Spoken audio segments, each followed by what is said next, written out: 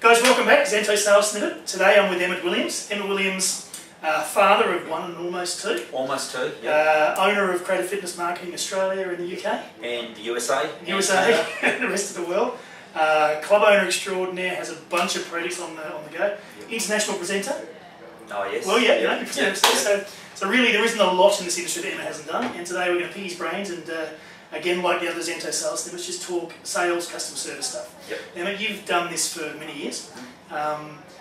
If you were setting up a club now, and we're talking just the sales side of things, what would be sort of, I guess, the key thing that you would say to a new club owner about their sales system in this current market? I suppose the most important thing is having a system to start with. And if you have a look at the independent clubs around the world, they don't have systems. Yeah. And it's build it and they will come. Yeah. Now, it's all right to build it and they will come if you are a Virgin Active or if you are a Fitness First. Yeah. Because the brand has a certain amount of magnetism to it and exposure and whatnot. And when you build those sort of clubs, yeah, sure, people line up at the front door and they join up. But that will only ever take you so far, and then systems need to kick in. Yeah. With the independent club, they don't have as much magnetism. The brand in town may not be a household name, and because of that, you need to understand the consumer, understand what stimuli you need to throw out in front of them. Yep. In order to get them from the couch, into the car, Yep. into the car park, to the front doorstep, and asking you to show them around the gym. Yeah. When you show them around the gym, you then need to know what the what stimuli you need to throw at them. Yeah. In order to help them overcome their fears and show them that it's the right option and get them to sign on the dotted line. So, too often we've got a scenario where the club tour is made up of a museum tour, which is there's the free weights, there's the cardio, there's the crèche. What do you think? And that's probably the reason that 50% of clubs in this industry don't make money. Yeah, true. Now, we both worked in sales for a big part of our career.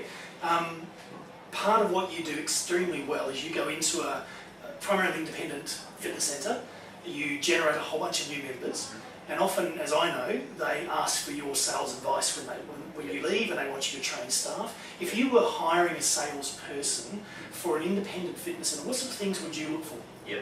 Look, I hire on attitude more than skill. Cool. I think skill can be taught. Understanding the psychology of sales, understanding the right questions to ask, understanding how to overcome objections, that's all academic and that can be taught to most people. Yeah. But the attitude of and the behaviours and the characteristics are what we've got to look for. We've got to look for positive people, people who are gregarious, people who can build rapport and build people like relationships. People like us, that's right. Mini-me's just running all through the country. No, not at all. Not at all. There's on the CFM sales team, there are many salespeople who do the job better than I do and are better at building rapport. Absolutely, there are. But that fundamental skill of being able to build rapport and communicate and connect, if you can do that, then the rest is academic. And the biggest challenge I face, a lot of my clients are sort of on the fence. They really want an effective, systemised sales process with strong, dynamic salespeople. Yep. But they're fearful of taking that first step. They've just got like a customer service driven sales process and they really don't want to jump the fence and become a Fitness First or a very quite an aggressive sales. Where do you see as the middle road for an independent to not go the whole way, but to get something that works? Yeah. Look, the way I look at that is the consumer want us to be salespeople. They really do. If you have a look at a membership, let's say membership is $1,000 for the year, just to make the numbers easy.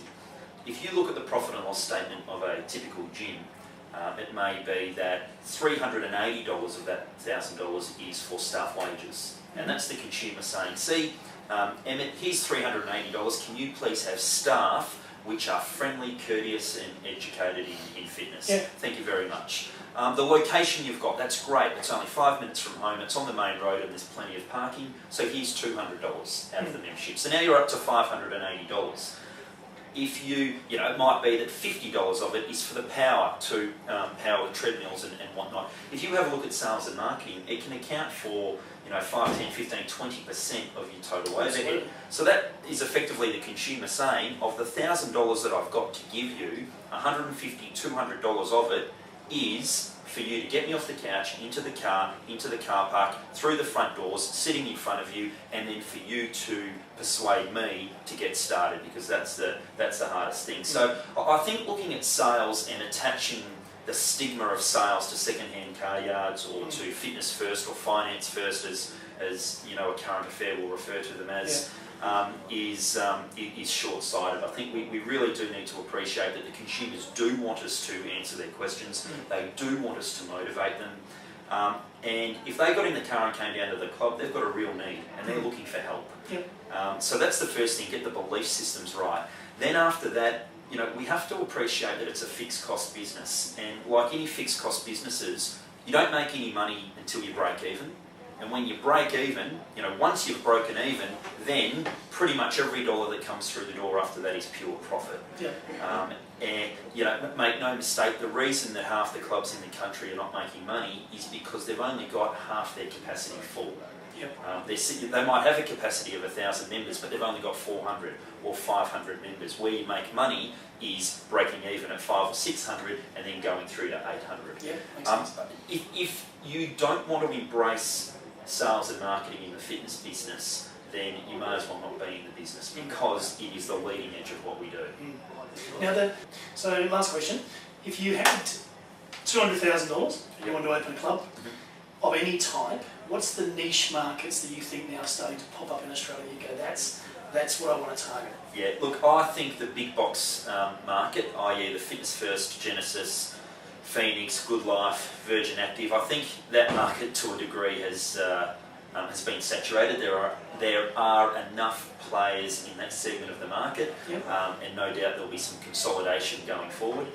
The Fit and Fast model, which is what Tony DeLee's running with at the moment, he's identified that as being the middle market. And then of course you've got, and I will come back to that, and then you've got the smaller box club. You've got the Anytime Fitness, Jets Fitness, Snap Fitness, those type of 200-300 square metre facilities. My opinion with that is that race has already been won and lost. You know, you've got Jets Fitness out at 30 odd, 50 odd clubs. You've got Anytime Fitness trying to get some traction. You've got Snap, who have just, my understanding is that they've just got started. And a lot of these towns have already been soaked up.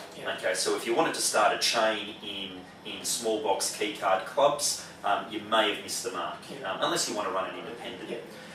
Those clubs will make up to $150,000 to $200,000 a year in profit, and they cost about $300,000 to get going. Okay, so they're not a bad model. I'm not against them. The big box club, okay, that's been done and dusted. It's the middle of the market, the 800 to 1,000 square metre facility, which is where Fit and Fast are going, and they're going in to markets with 30 and 40 and 50,000 population, okay, 60, 70,000 population. Markets that the big box clubs can't go into. And that's where they see a lot of opportunity. The Feel Good Fitness clubs, which I'm a part of here in Australia, what we do is, and we think we've got a good model, and that is that we're 700 square metres in size.